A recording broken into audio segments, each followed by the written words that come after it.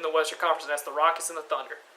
So Thunder will never beat the Warriors in a 7-game series. the only reason I picked the Thunder, I know what you're thinking. Okay, the Thunder is the 6th seed.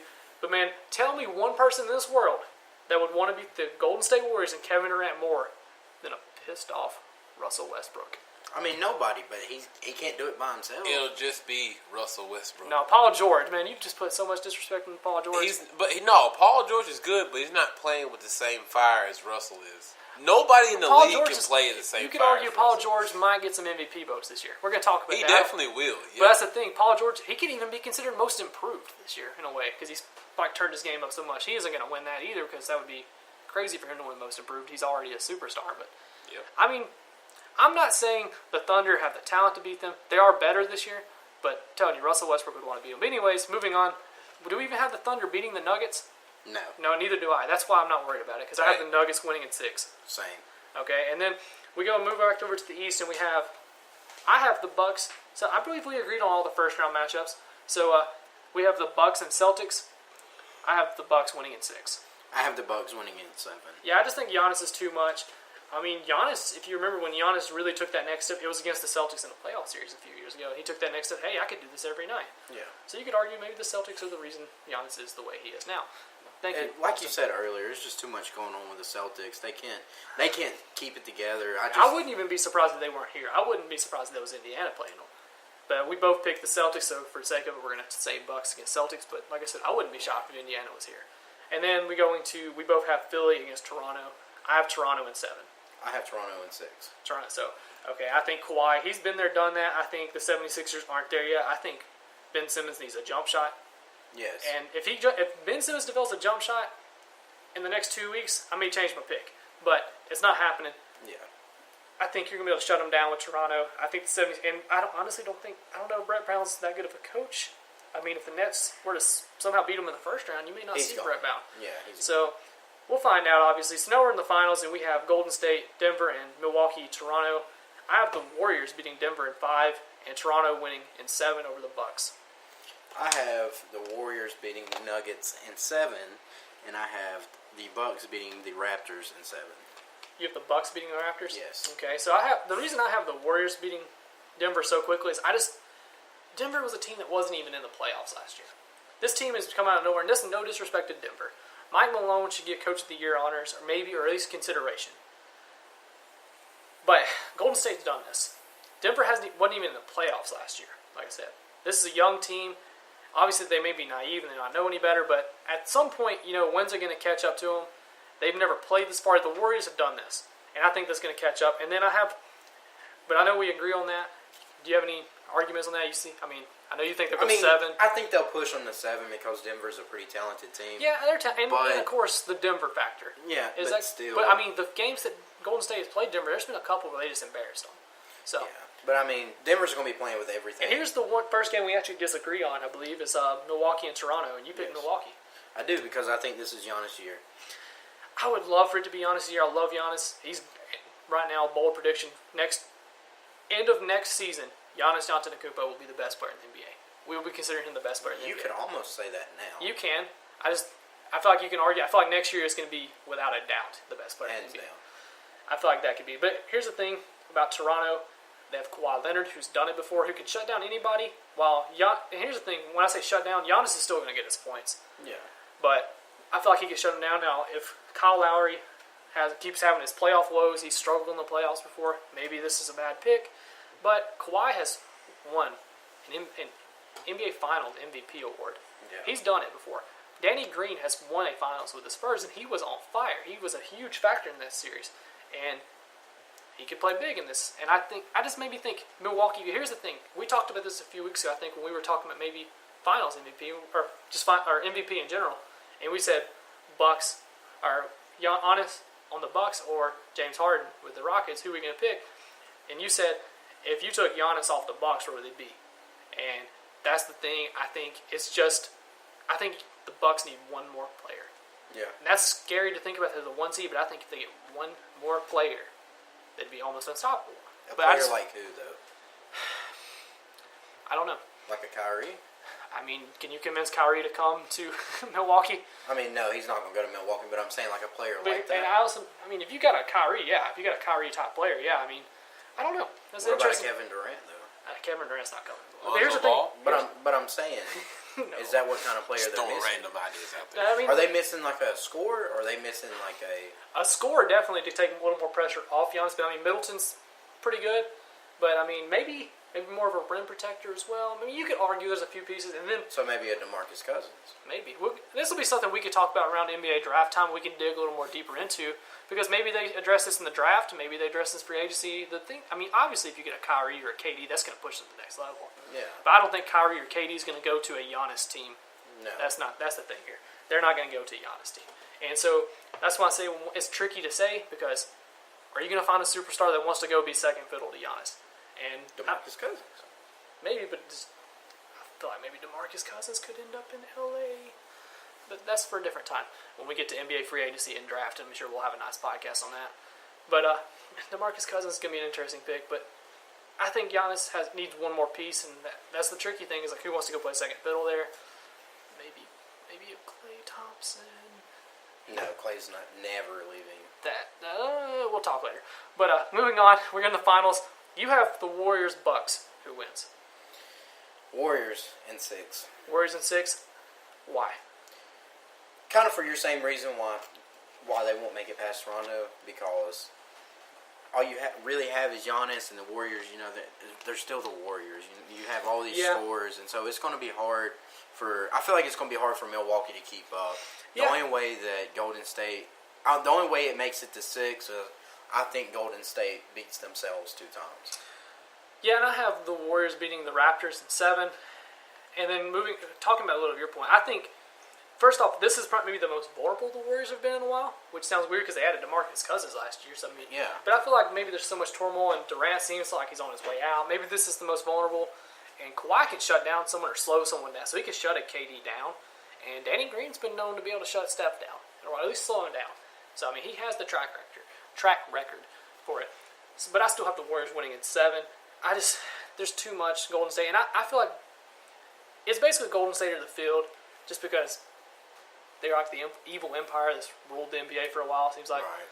But I feel like it would take an injury to KD or Steph. Probably Steph. Because the stats show that the Warriors are better with Steph on the floor without KD than they are with KD on the floor without Steph. Right. Steph is the heartbeat of that team. And I think it would take an injury to one of them, maybe 2 of the 3 stars. Maybe you can get an injury to Klay as well, or I don't know. I mean, I think it's going to take injuries for them too. But I would probably go with Warriors still. So, I mean, we're both in agreement here. We got the Warriors winning. I mean, sure, we'd love to have an argument and debate who's going to win it, but it's hard not to pick the Warriors. And Before we move on, early prediction, who wins it next year? Where does Kevin Durant sign? Oh, my goodness. If Kyrie, The Knicks. We'll say Kyrie and Kevin Durant go to the Knicks, and we'll say DeMarcus Cousins goes to the Lakers. You know what? I'm gonna give it to Milwaukee. I feel like they're gonna make the right move. Come on, Giannis. I'm believing in you. I'm gonna go against the grain. Now, if Kevin Durant comes back to the Warriors and they keep Klay back in the Warriors, now I'll change my pick. But I'm gonna go with KD leaving, and then I don't think the Warriors could win it again without him for the first year. I mean, they may be trying to win it. They may be motivated to win. Say we don't need KD, but that would be 4 in a row at that point. That'd be ridiculous. I mean, 3 in a row. I'm skeptical of this one, but. Let's go. I'm gonna go Milwaukee early. Who you got? Same, Milwaukee. Because I mean, like you were saying earlier, And we just don't know where Kawhi's gonna end up. Is he gonna stay in Toronto? I don't know. I mean, I think if they make a run, he's more likely. But I think he likes it there. that's the thing that we don't know. Kawhi doesn't talk. Yes. he doesn't tell anybody anything. Somebody asked him like, "What's your favorite?" It was like Christmas movie or Christmas song, or whatever, and he said, "No comment" or "Next question," because he has no personality. It's right. But anyways, moving on. We're gonna before we get into the NBA awards, we're gonna talk about I'm just talking about my Phoenix Suns. They finished third worst record in the NBA. Doesn't matter because they have been tied for the most odds to get the number 1 pick with 14%, along with the Knicks and the Cavaliers. Like the Suns, They have the worst odds, tied for 14%. And then I think the Bulls are fourth, and they have like 12, 13. So out of those final four, bad four, I don't know what you want to call them, which one of those four deserve the number one pick or should get the number one pick, which, seemingly is Zion. So let's just ask it that way. Which one of those four should get Zion Williamson with the number one pick? Or who would it benefit the most? I think the Knicks will get it, and I think the Knicks will draft Zion, but I would love for the Atlanta Hawks to get him. I mean, that'd be fun with Trae Young. But, John Collins. The Knicks, I think the NBA kind of wants the Knicks to get him because I think everyone's so hyped on Zion, most people seem to think he's the next superstar, but, they want New York to be relevant. Right. And the New York Knicks market, what's up? Random question. Do y'all think Zion will have the same effect in the league as Giannis Antetokounmpo? No.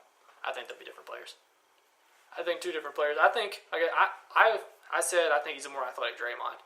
And then somebody said maybe a more athletic Charles Barkley. I said a more athletic Shaq. That would be scary. Exactly. You just upscaled what everybody else has said. That'd be scary. Well, man, out of those four, I'm a Suns fan. Zion would fit with the Suns. Out of those four, I would say this, and yes, I'm biased.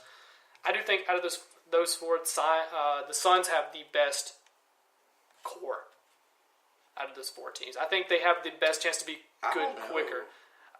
I think the Hawks do. No, the Hawks are not in this. It's the Suns, Knicks, Cavs, and Bulls. Okay. We're just doing these four. Yeah, you're right. The Hawks, we can argue that. This is my argument.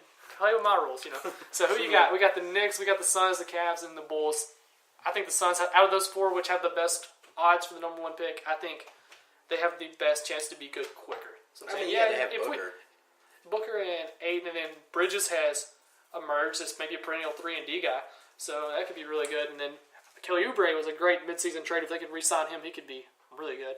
I just think this, and yes, I'm biased, but if we add the Hawks in, sure, we'll add the Hawks in.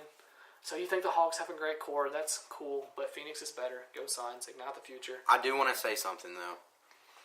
The Hawks next year will be like what Denver is this year, except they won't be a 2 seed. It's going to be really hard for them to hit a 2 seed in the East. Maybe a better comparison would be the Nets. Yeah. Just in terms of because I could see them being a 5 or 6 seed. Like the wins, and then maybe the East still isn't as good. So I can see that. Yeah, if they draft well, it could end up being fine. I don't know. They also have an interest that the Hawks could get a second draft pick depending on where the Mavericks pick falls because the Mavs owe them a first-round pick. It's like 1 through 5 protected this year, though. So the Hawks are a very exciting team for the future. But we're going to move on. We'll talk NBA draft when that time comes. We'll talk more about it. We're going to move into the final topic is just NBA award predictions. Let's start with Rookie of the Year. Who you got? Trae Young. Take your Hawks glasses off. No. It's Luka Doncic. I know he'll win it, but I would like to see Trae Young win it. It would be nice, but we're being realistic. Yeah. Doncic had a better year. Trae Young had a better second half. Yes. But Doncic had a better year.